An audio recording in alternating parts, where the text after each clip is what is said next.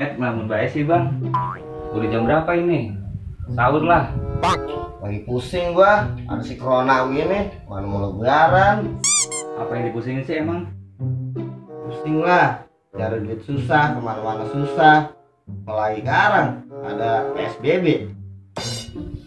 Iya ya, emang PSBB apaan sih bang? PSBB kagak tahu. PSBB mah artinya pada susah bareng-bareng. Bisa bel lagi uang kayu.